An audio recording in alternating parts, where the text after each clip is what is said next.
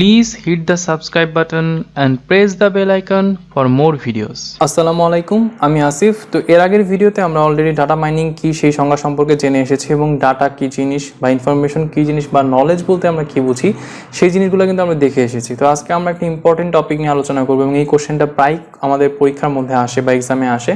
তো সেটা হচ্ছে কেডিডি প্রসেস বা নলেজ ডিসকভারি প্রসেসটা কি আমাদের ডেটা মাইনিংয়ের মধ্যে, সেই জিনিসটা কিন্তু আসে। তো এই প্রসেসের মধ্যে আমাদেরকে কতগুলো স্টেপ ফলো করতে হয়। তো আপনারা যদি গুগলে একটু ঘাটাঘাটি করেন তো দেখবেন যে এই প্রসেসটা এক এক জায়গায় এক এক রকম দেওয়া আছে। তো সাধারণত সবগুলো প্রসেসই নিজস্বভাবে এক্সপ্লেইন করা। আমি এখানে একটা এক্সাম্পল দিচ্ছি। তো এই এক্সাম্পলটার মধ্যে কি কি স্টেপ ফলো করে আমরা ডেটা মাইনিং করি বা নলেজ ডিসকভারিং করি সেই জিনিসটা আমরা একটু দেখবো। তো প্রথমে আমরা যেটা দেখছি, প্রথম স্টেপটা হচ্ছে আমাদের অরিজিনাল ডেটা। তো অরিজিনাল ডেটা বলতে কি বোঝাচ্ছে, এখানে কিন্তু আমাদের যে কোনো ধরনের ডেটাই থাকতে পারে। তো সব ধরনের ডেটা আমাদের এক জায়গায় স্টোর করা আছে, সেটাকে আমরা বলছি হচ্ছে অরিজিনাল ডেটা। কিন্তু আমরা তো নলেজ ডিসকভার করব যে কোনো একটা নির্দিষ্ট সেক্টর নিয়ে বা একটা নির্দিষ্ট পোর্শন নিয়ে, একটা নির্দিষ্ট জিনিসের উপর নির্ভর করে, তাই না? তো আমরা একটা নির্দিষ্ট জিনিসকে ঘিরে হচ্ছে আমাদের ডেটাগুলো দরকার। তো আমাদের সব ডেটার তো দরকার নেই। তো আমরা যেই ইনফরমেশনটা বা যেই নলেজটা বের করতে চাচ্ছি, সেই নলেজ রিলেটেড যে ইনফরমেশনগুলো আছে, যে নলেজ রিলেটেড যে ডেটাগুলো আছে, সেই ডেটাগুলোকে আমরা সিলেক্ট করব। এর জন্য আমরা বলছি হচ্ছে অরিজিনাল ডেটা থেকে আমরা সিলেকশনের মাধ্যমে ডেটাগুলোকে টার্গেট করে নিয়ে আসবো যে আমরা কোন ডেটাগুলো নিয়ে কাজ করতে চাচ্ছি। সেই জন্য হচ্ছে আমরা কি করলাম, অরিজিনাল ডেটা থেকে আমরা সিলেকশন করে আমরা টার্গেটেড ডেটার মধ্যে কিছু সংখ্যক ডেটা আমরা নিয়ে আসলাম। দেন আমরা এই ডেটাগুলোকে প্রি প্রসেসিং করব। তো প্রি প্রসেসিং এর মধ্যে আমাদের অনেকগুলো স্টেপ ফলো করতে হয়। তো সেই স্টেপগুলো ফলো করে হচ্ছে আমরা ডাটাগুলোকে প্রি প্রসেস করি। সেগুলোর মধ্যে কি কি আছে, তো আমরা যেই টার্গেটেড ডেটাগুলো পেলাম, এই ডাটাগুলোর মধ্যে কিন্তু অনেকগুলো ডেটা আমাদের আনক্লিন অবস্থায় থাকতে পারে, বা এমন হতে পারে যে সেই ডেটাগুলোর মধ্যে অনেক প্রবলেম থাকতে পারে, যেমন হচ্ছে নয়েজি থাকতে পারে বা কিছু মিসিং ভ্যালু থাকতে পারে বা ডাটাগুলো স্মুথ না এমনও হতে পারে। তো সেক্ষেত্রে আমাদের কি করতে হয়, এই প্রি প্রসেসিংয়ের মধ্যে আমাদের ডেটাগুলোকে ক্লিন করার দরকার হয়। সেই ডেটাগুলোকে ক্লিন করার পর আমরা ডেটাগুলোকে একসাথে করি বা ইন্টিগ্রেট করি। তার মানে হচ্ছে প্রি প্রসেসিংয়ের মধ্যে আমাদের কিছু কাজ করা হয়, তার মধ্যে একটা হচ্ছে ক্লিনিং করা হয় আর একটা হচ্ছে আমাদের ডেটা ইন্টিগ্রেশন। এই দুটা কাজ কিন্তু আমাদের প্রি প্রসেসিংয়ের মধ্যে করা হয়।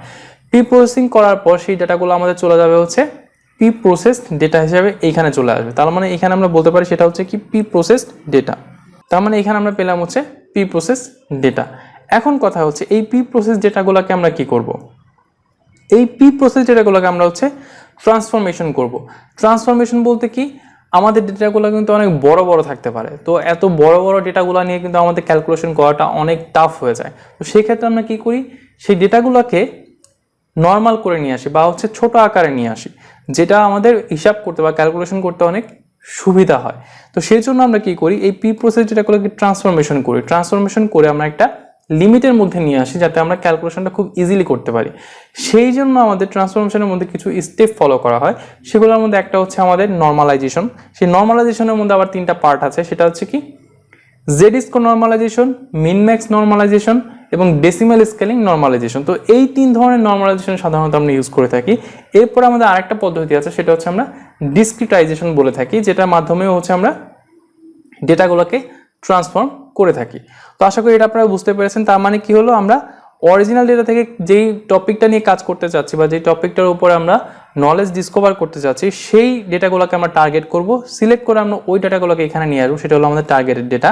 তারপর এই ডেটার মধ্যে আমাদের অনেকগুলো প্রবলেম থাকতে পারে, যেমন আমাদের কিছু ডেটা মিসিং থাকতে পারে, আনস্মুথ থাকতে পারে, তারপর হচ্ছে নয়েজি ডেটা থাকতে পারে। সেই ডেটাগুলোকে আমরা ক্লিন করে এবং ইন্টিগ্রেটেড করে একত্রিত করে প্রি প্রসেসিং এর মাধ্যমে আমরা এই প্রি প্রসেস ডেটার মধ্যে নিয়ে আসবো। তো এইখানে যে ডেটাগুলো আছে এগুলো সব আমাদের এখন ক্লিন ডেটা, মানে এখানে আমাদের কোনো নয়েজি ডেটা নেই, মিসিং ভ্যালু সহ কোনো ডেটা এখানে নেই। সেই ডেটাগুলোকে আমরা ট্রান্সফরমেশন করব। কারণ কি, ডেটাগুলো অনেক বড় বড় থাকতে পারে। তো বড় বড় থাকলে কিন্তু আমাদের ক্যালকুলেশন করতে অনেক অসুবিধা হতে পারে। সেই জন্য আমরা এই ক্যালকুলেশন করার সুবিধার্থে আমরা সেই ডেটাগুলোকে ট্রান্সফরমেশন ঘটিয়ে একটা নির্দিষ্ট লিমিটের মধ্যে নিয়ে আসবো, যাতে আমরা খুব ইজিলি সেটাকে ক্যালকুলেশন করতে পারি। তাহলে ট্রান্সফরমেশনের মধ্যে আমাদের নর্মালাইজেশন একটা পদ্ধতি, আর একটা হচ্ছে কি ডিসক্রিটাইজেশন। নর্মালাইজেশনের মধ্যে আমাদের তিন ধরনের নর্মালাইজেশন আছে। একটা হচ্ছে আমাদের মিন ম্যাক্স, একটা হচ্ছে জেড স্কোর, একটা হচ্ছে ডেসিমাল স্কেলিং। তো সেই ট্রান্সফরমেশন ঘটানোর পর এইখানে তাহলে আমাদের এখন কি আছে, ট্রান্সফর্মড ডেটা।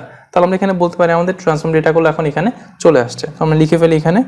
তাহলে এখানে আমরা পাচ্ছি হচ্ছে ট্রান্সফর্মড ডেটা। এখন আমরা কি করি, এই যে ট্রান্সফর্ম ডেটাগুলো আনলাম, তো ধরেন আপনাকে দুইটা কোম্পানির একটা সার্ভে দেওয়া হয়েছে, যে দুইটা কোম্পানির ধরেন 100টা করে প্রোডাক্টের লিস্ট আছে।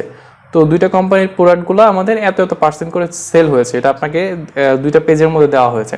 তো ওই জিনিসটা বুঝতে কিন্তু আপনার অনেক কষ্ট হবে, বা আপনি একদম এক দেখাতেই কিন্তু বুঝতে পারবেন না, আপনাকে 2-3 বার পড়তে হবে তারপর আপনি বুঝতে পারবেন।